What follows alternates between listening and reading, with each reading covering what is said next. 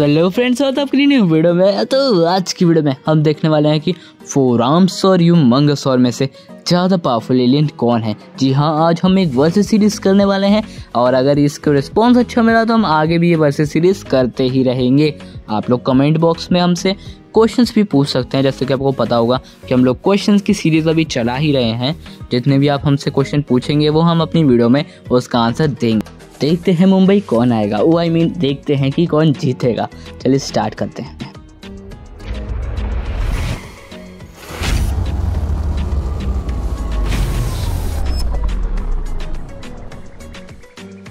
चलो जल्दी से हम बुला लेते हैं हमारे कंटेस्टेंट्स को। तो सबसे पहले आ रहा है हमारा फोर आर्म्स एंड दूसरा है हमारे ह्यूमंगसॉर। तो चलिए सबसे पहले हम इसमें देखने वाले हैं पावर और वीकनेस तो देखेंगे ही, साथ में हम इसमें देखने वाले हैं हमारे कुछ डिज़ाइंस और साथ में हम देखेंगे voice, screen time and movements. तो चलिए स्टार्ट करते हैं सबसे पहले डिज़ाइन से। तो डिज़ाइन में हम सबसे पहले बात करने वाले हैं हमारे फोर आर्म्स की। तो जैसे कि आप लोगों ने देखा ही होगा कि ये फोर आर्म्स की जितनी भी सीरीज़ आई हैं, यानी कि ये बेन 10 की जितनी भी सीरीज़ आई हैं, उन सब में जो फोर आर्म्स हैं उसका डिज़ाइन अलग अलग होता है। जैसे कि क्लासिक के अंदर उसका ब्लैक और वाइट स्ट्रिप्स वाला भाई बहुत ही बढ़िया लगता था। एलियन फोर्स में भी बहुत अच्छा था, जिसमें उसको थोड़ा वॉरियर वाला लुक दिया गया था। ओमनिवर्स में मैं उसको ठीक ठाक कहूँगा, थोड़ा सा इम्प्रूव हो सकता था, लेकिन भाई रीबूट में तो मुझे उतना कुछ खास नहीं लगा पर्सनली। और मुझे उसका एक और अभी वेरिएंट याद आ रहा है जो कि मतलब ठीक ठाक ही था, जिसको हम बोलते थे शायद से सैमुराई। आई थिंक इसका यही नाम है। बाकी आप लोग मुझे बता दीजिएगा इसका क्या नाम है कमेंट बॉक्स में। तो आप देख सकते हैं कि इसके कितने सारे वेरिएशंस हमको देखने को मिले हैं। तो अब इसके बाद हम चलते हैं जल्दी से हमारे ह्यूमंगसॉर की तरफ। तो जो हमारे ह्यूमंगसॉर है उसके डिज़ाइन में आपको ज़्यादा कोई फ़र्क देखने को नहीं मिलेगा, जो कि जितनी भी सीरीज़ हैं उन सब सीरीज़ों में उसका डिज़ाइन ऑलमोस्ट सेम ही होता है। हाँ, बस ओमनिवर्स में उसका थोड़ा सा डिज़ाइन बदला गया है। तो हम सबसे पहले अगर उसके एलियन फोर्स की बात करें, जो कि उसका डेब्यू वाला सीज़न था, तो उसके अंदर उसका डिज़ाइन भाई बहुत ही बढ़िया था। और जैसा कि आप देख सकते हैं कि इस क्लिप में उसके जो स्केल्स उभर के आते थे और जो उसकी पीठ और पूंछ पे जो कांटे निकल के आते थे भाई, बहुत ही नेक्स्ट लेवल बढ़िया लगते थे यार।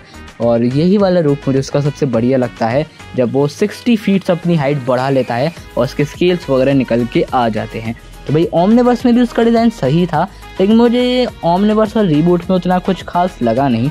और जो रीबूट है उसमें एडवांटेज ये हो जाता है कि उसकी जो पूंछ होती है उस पर और इसकी फीट पे स्पाइक्स पहले से ही रहते हैं। तो अब चलते हैं आगे की तरफ, क्योंकि क्या है ना, इसके जो पूंछ है उससे मुझे थोड़ा अल्टीमेट ह्यूमंगसॉर की भी याद आती है।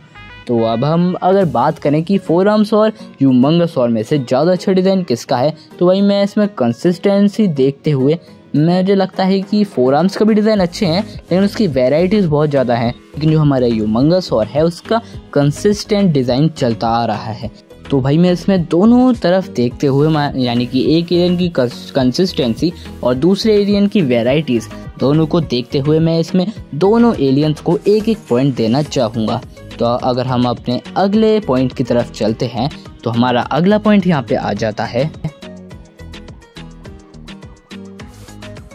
पावर। तो भाई पावर में अगर हम बात करें तो इन दोनों में कुछ चीज़ें हैं जो कि बहुत ही सिमिलर हैं, जैसे कि इन दोनों की एजिलिटी, ड्यूरेबिलिटी, रिफ्लेक्सेस, फ्लेक्सिबिलिटी और अटैक की पावर ऑलमोस्ट सेम ही है। मतलब ये लोग अच्छे से ये सारी चीज़ें कर सकते हैं। लेकिन अगर हम बात करें ह्यूमंगसॉर की कुछ एडवांटेज की, तो जब ह्यूमंगसॉर अपनी हाइट को इंक्रीज़ करता है तो उसकी हाइट के साथ साथ उसकी पावर्स एंड एबिलिटीज़ भी थोड़ी बहुत बढ़ ज़रूर जाती हैं। और अगर हम बात करें रीबूट वाले ह्यूमंगसॉर की, तो साथ साथ जो हमारे रीबूट वाला ह्यूमंगसॉर है उसके टेल पे जो स्पाइक्स आ जाते हैं, जिसके साथ साथ वो अपनी टेल्स के साथ एक अलग सा ही मतलब न्यूक्लियर ब्लास्ट टाइप का ये ग्रीन कलर का कर सकता है, जिससे उसके पास थोड़ा एडवांटेज आ जाता है फोर आर्म्स के मुकाबले। ये पॉइंट जाता है सीधा सीधा ह्यूमंगसॉर को। तो अगर हम इनकी कॉमन वीकनेसेस की बात करें, तो इनकी कॉमन वीकनेसेस ये हैं कि इन दोनों को ही इलेक्ट्रिसिटी से नुकसान पहुंचाया जा सकता है, और साथ ही साथ इन दोनों के साइज़ के बड़े होने के कारण ये लोग छोटी जगहों पे भी फंस सकते हैं। तो आप चलते हैं हमारे सबसे पहले फोर आर्म्स की तरफ। तो फोर आर्म्स की वीकनेसेस कुछ ऐसी है कि जो फोर आर्म्स है वो चिकने सरफेस पे चल नहीं सकता अच्छे से, और इसकी पावर्स एंड एजिलिटी वगैरह की भी एक लिमिट रहती है। ये टॉर्नेडो के आगे भी सर्वाइव अच्छे से नहीं कर पाएगा, और इसको भी क्रिस्टल में जकड़ा जा सकता है मेलवेयर की तरह। और भाई जो हमारा यूमंगोसॉरस की तो कुछ ज़्यादा ही वीकनेसेस हैं यार। तो चलिए सबसे पहले इसकी वीकनेसेस देखते हैं कि इसको फायर से भी नुकसान पहुंचाया जा सकता है, और इसको जेट की बीम से भी नुकसान पहुंचाया जा सकता है, और इसका जो भाई इसकी पूंछ है वो भी इसको नुकसान पहुंचा सकती है, और इसको टेलीकिनेसिस से भी नुकसान पहुंचाया जा सकता है। इसका कुदरती शिकारी भी इसको खा सकता है आराम से टेस्ट लेके, और इसको भाई जालों में भी फंसाया जा सकता है, और डीएनए एलियन की स्लाइम में भी इसको फंसाया जा सकता है, और ये पानी में भी सांस नहीं ले सकता, उसके भारी वजन होने के कारण ये डूब भी आसानी से सकता है। तो भाई इसकी वीकनेसेस जैसी आपने देखी हैं कुछ ज़्यादा ही हैं, इसलिए ये वाला पॉइंट हमको देना पड़ेगा हमारे फोर आर्म्स को। तो जब हम वॉइस की बात करने पे आते हैं तो हमारे जो यूमंगोसॉर है उसको मैं सीधा पॉइंट देना चाहूँगा, क्योंकि जो यूमंगोसॉर है उसको आवाज़ दी थी हमारे संकेत महात्रे सर ने।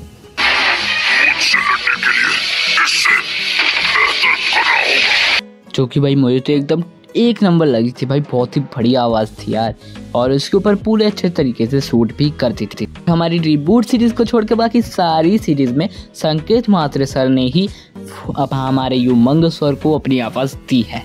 और अगर आप बात की जाए हमारे फोर आर्म्स की तो उसको वल्लभ भिंगादे जी ने अपनी आवाज़ दी है, तो बहुत ताकत दिखाते हो, अब देखते हैं मेरे सामने क्या करते। जो कि बहुत ही अच्छी आवाज़ थी और इसके ऊपर आराम से सूट भी कर रही थी। एलियन फोर्स में दी थी संकेत महात्रे सर ने। मुझे पिक्चर चाहिए था। तो इसमें मैं पॉइंट देना चाहूँगा यूमंगोसॉर को। तो अब जब हम स्क्रीन टाइम के ऊपर आ ही चुके हैं तो सबसे पहले हम गिनने वाले हैं फोर आर्म्स के क्लासिक एपिसोड्स को। तो चलिए एक एक करके स्टार्ट करते हैं उसकी सारी सीरीज को गिनना। तो चलते हैं सबसे पहले हम लोग उसके क्लासिक एपिसोड्स के ऊपर। तो हमारे बेन 10 क्लासिक के हो जाएंगे total 30 episodes and 2 shorts episode.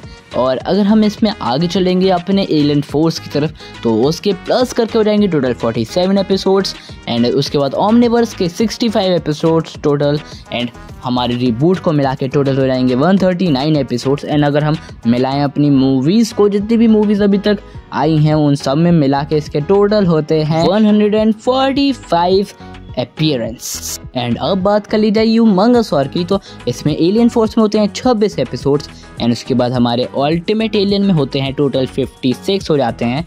उसके बाद ओमनिवर्स को मिला के हो जाते हैं 71, और रिबूट को मिला के हो जाते हैं टोटल 113।